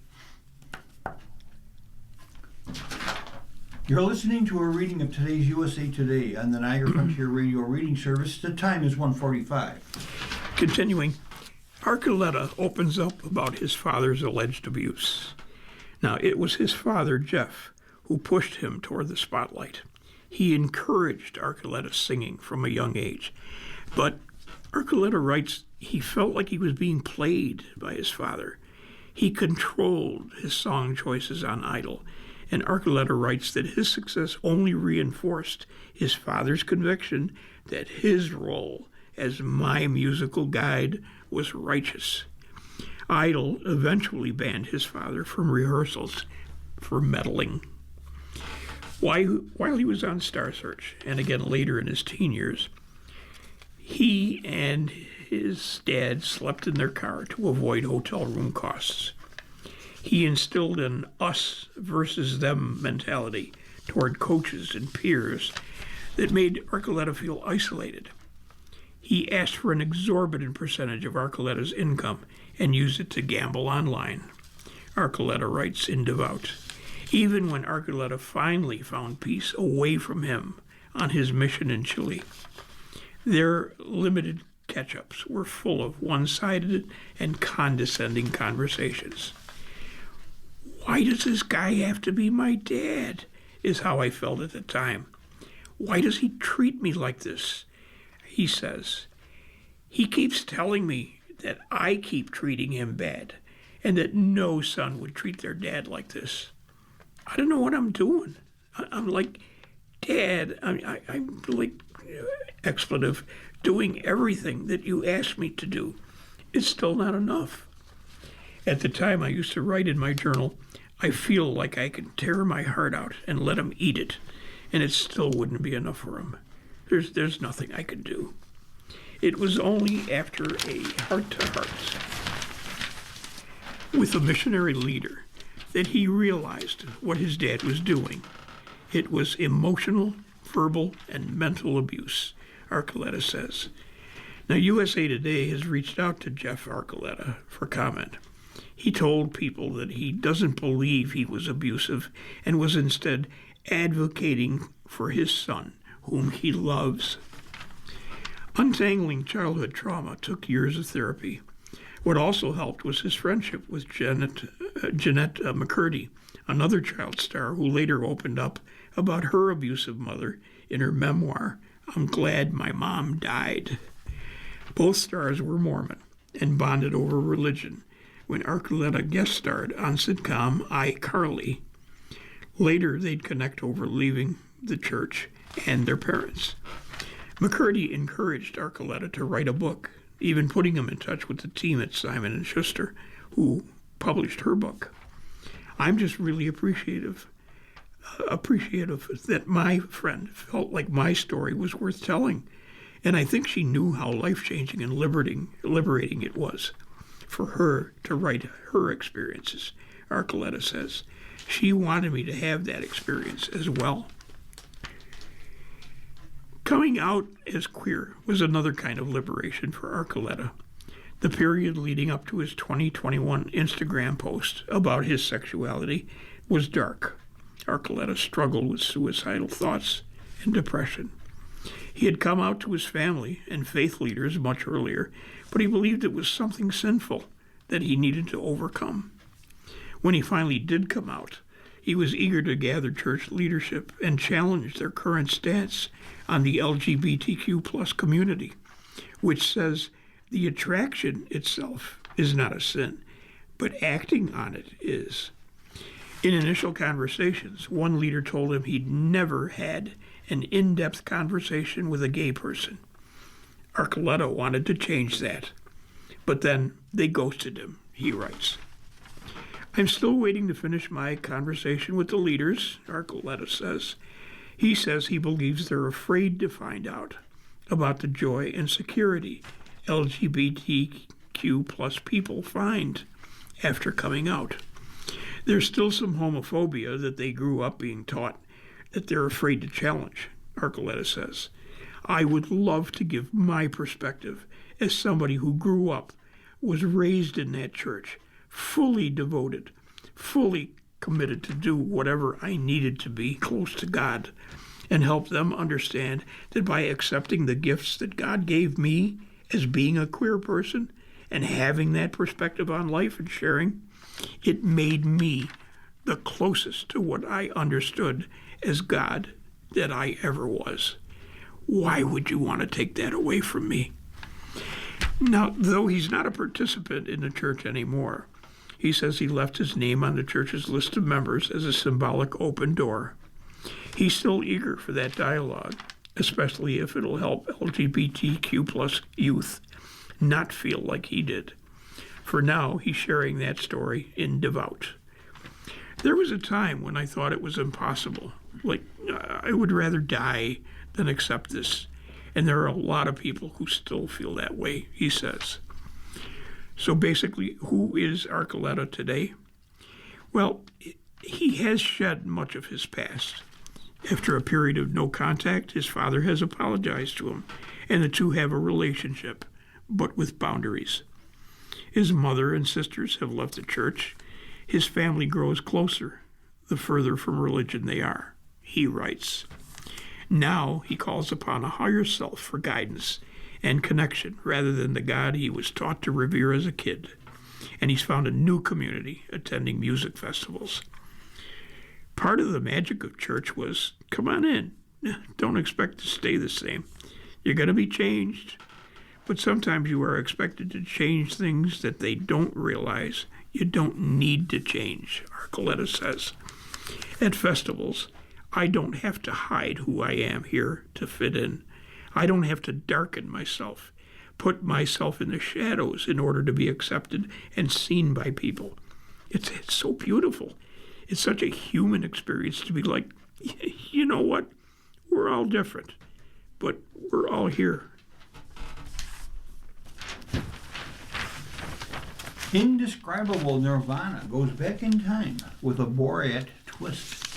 From Patrick Ryan of USA Today. There are films that defy description, and then there's Nirvana, the band, the show, the movie.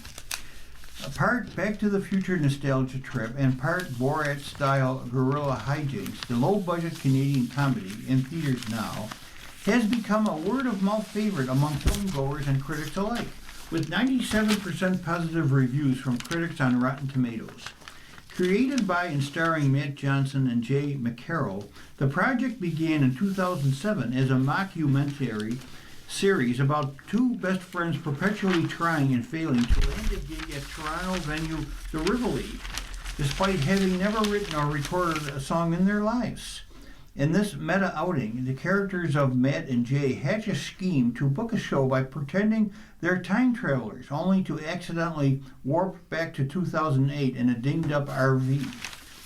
If you are utterly confused, don't sweat it. The movie's gonzo premise becomes that much funnier if you go into Nirvana completely blind. It's very hard to promote, Johnson, who is 40, concedes. The only way people are hearing about it is when people they trust are like, don't worry, it's not as stupid as it seems. After 2 decades of building a small but passionate fan base online, what makes this moment so exciting is that we're going to be exposed to a brand new general audience in numbers that we haven't seen before, McCarroll, who is 42, adds. We're hearing all these stories of people who have never heard of us sitting down in a theater like, you know what? I actually thought those boys were okay. While they're stuck in the past, Matt and Jay get a chance to interact with their younger selves, a clever editing trick using footage from the Nirvana TV series. And for millennials, the film is a treasure trove of throwback references to 2008 pop culture, iPods, Adele's debut album, and a movie theater double bill of Hancock and Hellboy 2. We had footage from our web series of us shooting on the street in 2008, so we actually got a very real look back in time, according to Johnson. Perhaps most impressive is the comedy's nail-biting opening scene, as Matt and Jay decide to stage a publicity stunt of them leaping from the top of Toronto's 116-story CN Tower and skydiving into a major baseball stadium. The sequence was filmed under the radar without permits at the tourist attraction, and the comedians are tight-lipped about how much of what you see on screen is real. Still, they really did weasel their way through CN Tower's security, carrying wire cutters, parachutes, and video cameras. It's a surprise that we didn't burst into laughter and that we were even able to keep our cool, Johnson says. Since Nirvana premiered at South by Southwest Festival last March, the duo have not heard from the TN Tower about their jackass indebted prank. I don't know that we will ever hear anything from them publicly. I don't think they want to acknowledge this even happened, according to McCarroll. Johnson and McCarroll have filmed a third season of the Nirvana TV show, which will use footage from a previous road trip movie that they scrapped. The pair has no specific endgame in mind for their lovable oddball characters, although they do know that Matt and Jay will endlessly be chasing a headlining slot at the Rivoli. It's a bit like saying, will Pinky and the Brain ever take over the world, according to Johnson.